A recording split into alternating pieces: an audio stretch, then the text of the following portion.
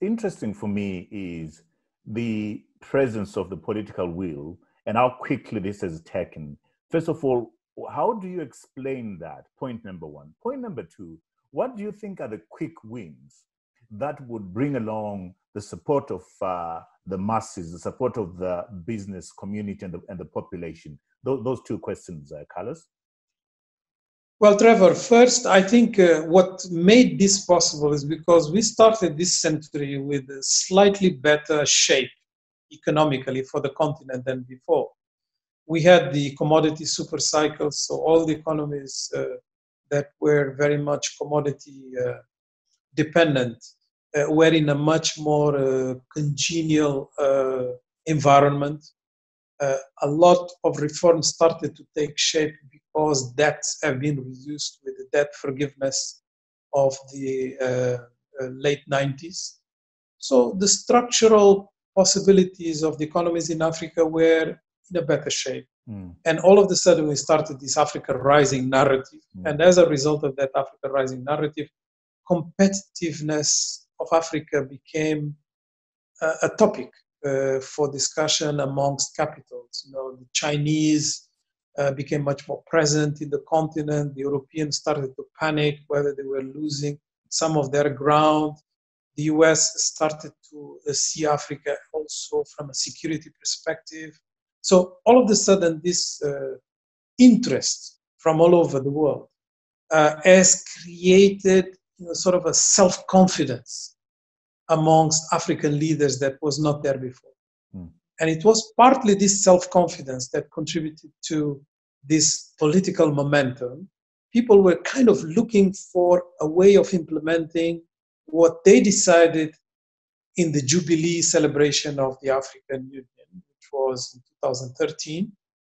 And the element that politically was the most appealing was the free trade area. There were a lot of things in this agenda that was to be established now as the Agenda 2063 of the African Union, but this one was the most appealing. And all of a sudden, there was also a combination of leadership transitions in the African continent. President Kagame became not only the chair of the African Union, but also the chair of the Reform Committee of the African Union. You had President Issoufou of Niger that saw this as his legacy project, and so he became the champion of it, and he was in charge of that dossier. And you had a number of important countries, including Egypt, South Africa, Nigeria, that participated quite decisively in this discussion. Some people say, oh, Nigeria didn't sign early on, was one of the latest. Well, I always remember people. This is the outcome of the Lagos Plan of Action and the Abuja Treaty. Right. So those are two Nigerian cities. And it's not a coincidence that, we are implementing something that was, sort of the most material transformation of those two treaties that were signed in Nigeria. And then my other question on what do you think are the quick wins that will rally people and business along to support the free trade area? We know for sure that Africa is suffering from a colonial economic model that is still very much entrenched on commodities. We have 35 countries in Africa that have at least 80% of their exports coming from commodities. And what is more worrisome is that these commodities are not transformed. So we export mostly raw. And because this is our number one export, is number one source of earnings from outside the continent, we tend to align our education systems, our infrastructure, our urban settings to this type of economy. And we have now the proof that we are not really structurally transforming because of it. So we need to industrialize, we need to go more into services, we need to modernize, basically. And if we are going to modernize, we need to trade amongst ourselves. Because if we trade amongst ourselves, we are going to transform more. The statistics prove that.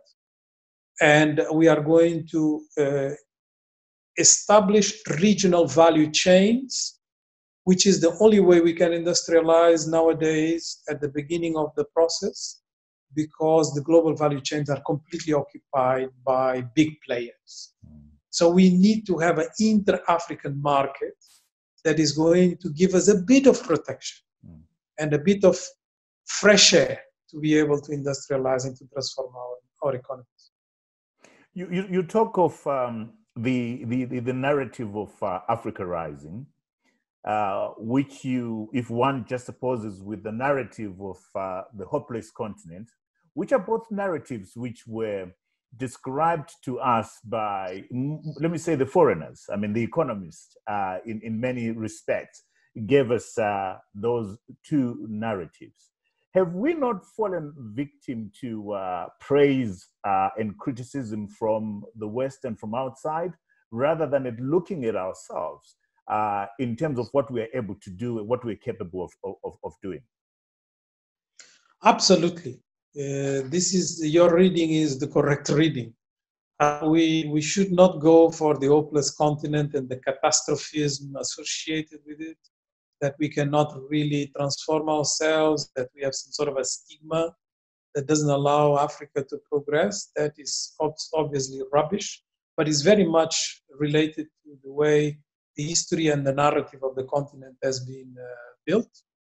But we should not also fall into the trap of this Africa Rising narrative, which is again a construct that comes from opportunities in Africa. So some realize, well, after all, their macroeconomic management has improved since the year 2000 because of the reasons I mentioned, including debt becoming much lower than it was. Then they realize the demographic potential of Africa is huge. It's going to become the largest workforce in the world after 2034, surpassing China and India.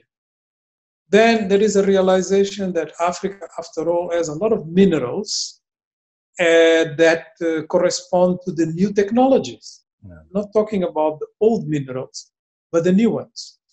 Then realization that we are going into food insecurity worldwide, and Africa possesses 60% of the reserves of arable land. You go on with the list. So all of a sudden, there is a realization of the African opportunities. And that is the Africa Rising narrative justification.